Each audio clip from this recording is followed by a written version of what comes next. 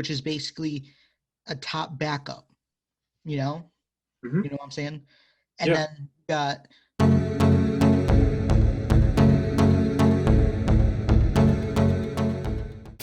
All right, guys. Hope y'all doing well. This is Bumping Grinds. I'm Jaden, shark bait. and we're back again with another video.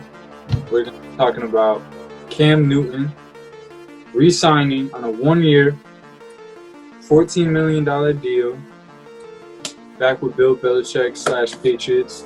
So let's get right into it. I'm gonna toss it over to my boy. So I want to start by saying that I believe this was a good signing because, let's be real, the Patriots were never going to fully trust Jared Stidham. And even the few games that he did play, he wasn't good. He was performing just like how basically Cam was, except like worse, if anything. Mm-hmm. And with signing Cam, I think that this could be very good because the Patriots can then, with their 15th overall pick, draft a quarterback. I think they might be the most interested in Mac Jones. I personally don't see him falling to 15, but if he somehow does, I do see the Patriots picking him up or any other top quarterback that's, available with that pick, and having Cam be the main starter, and then have that new rookie QB that they just drafted be the backup. So then that way, come the following year, they can move on from Cam and then trust this new quarterback. So I think that this could be a very good thing for the Patriots because Cam, obviously a team leader. If you saw his Instagram post at the end of the year, he took all the blame for the reasons why the Patriots weren't good this year. But if you also look at it, though, it wasn't his fault. Cam was just being team leader because that's just who Cam Newton is. He's a leader. He's someone who's vocal. He's someone who can fire you up. Now, let's be real. Cam Newton was playing with backups. And if you're going to play with backups, you expect those backup results. Am I right? You're right. No, on the real note, though, the reason why I'm saying he's playing with backups is because Julian Edelman was his top receiver. He only had, I don't even know how long Julian Edelman's been playing. I think he's been playing in the league for over 10 years. And he's only reached 1,000 yards 3 times. And this past year, if he played all the games, if he was healthy, he would have only ended up with 850 yards.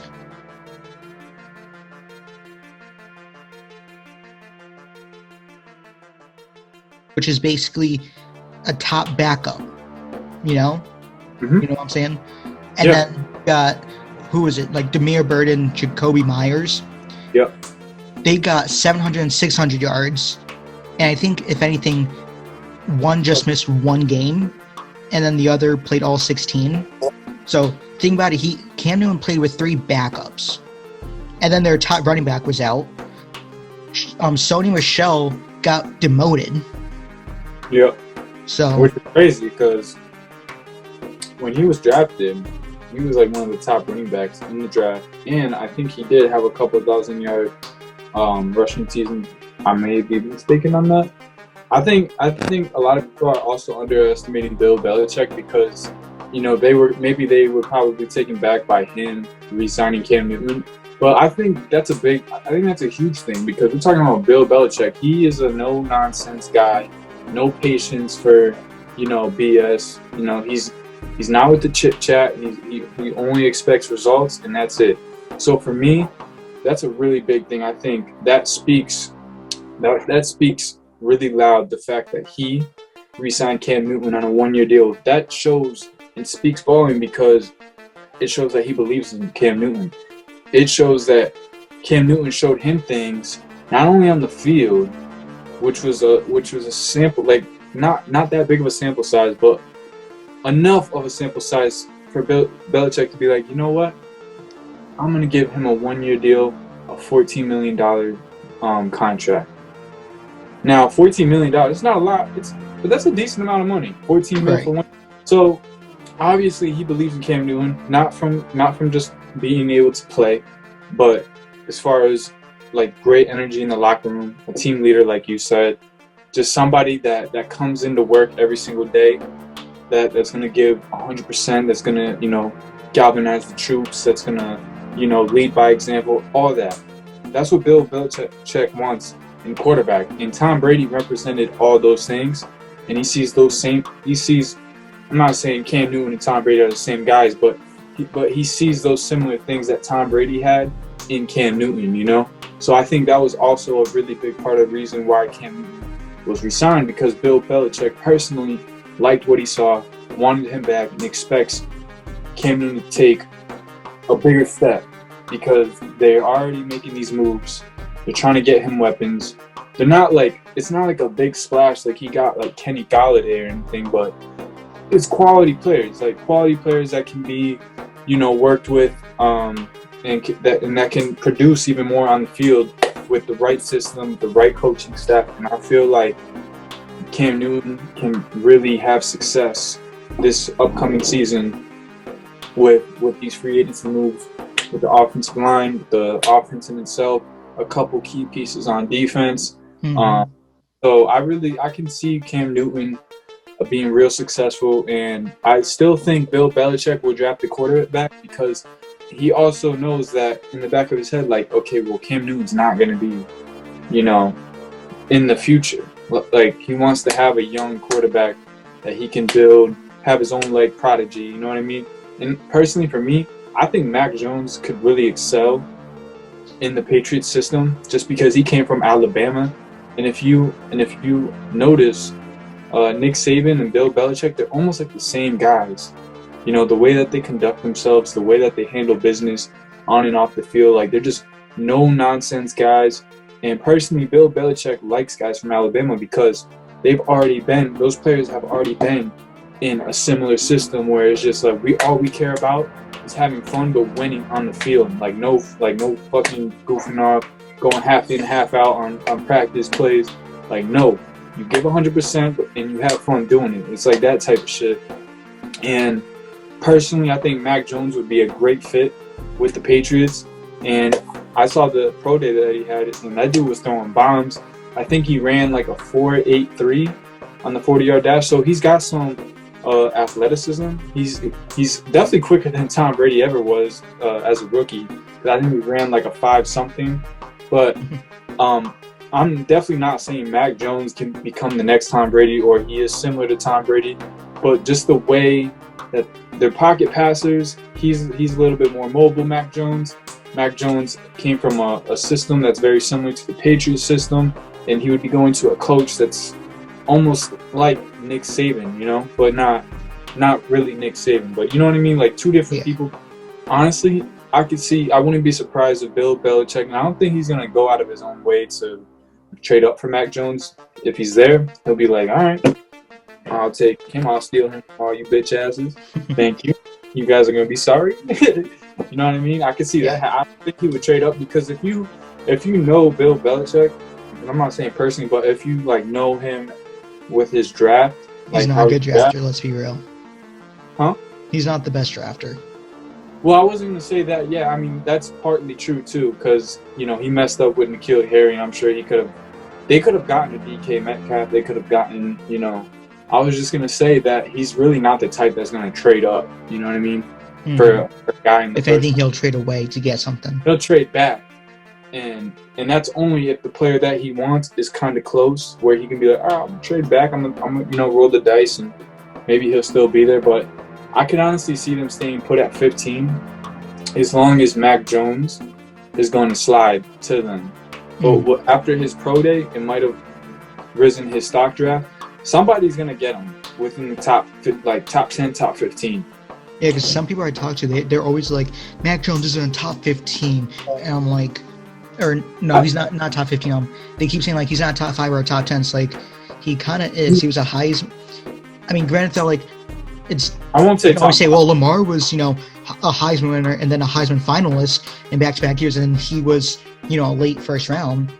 But at the same time, it's like Mac Jones also brought him to a national championship, and they went to two different schools, And that's kind of different though with Lamar and Mac Jones, because there was a lot of people, as far as the GMs, that were basically telling Lamar, "Yo, you're not going to play quarterback for us. They were telling him to switch positions, and wasn't And that they were talking about him going to a receiver, and he's like, no, I'm a quarterback.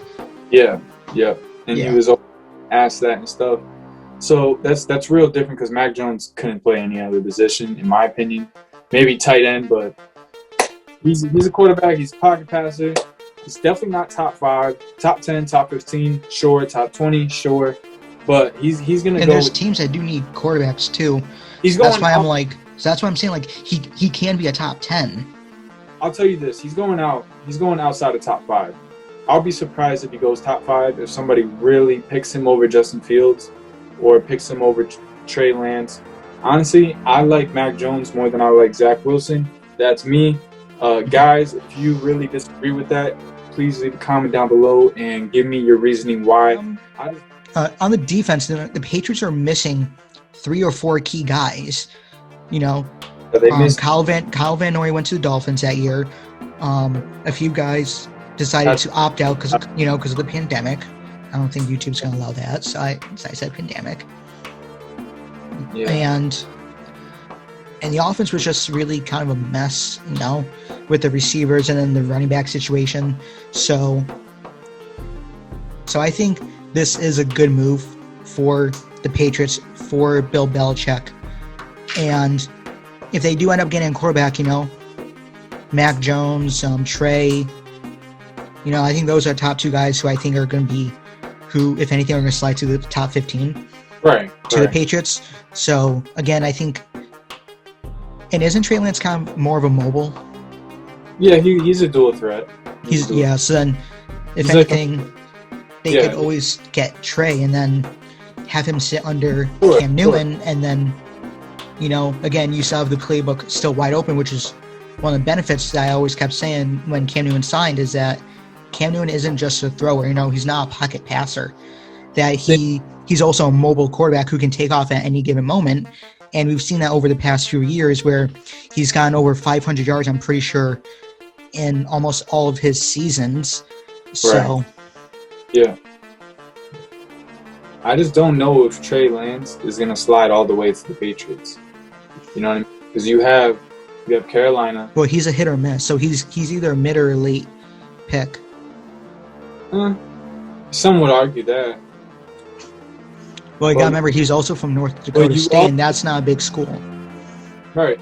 Same thing with Carson Wentz, bro. And look who the Eagles, they picked his ass up at. Well, the Eagles are different. Yeah, the Eagles are stupid for that.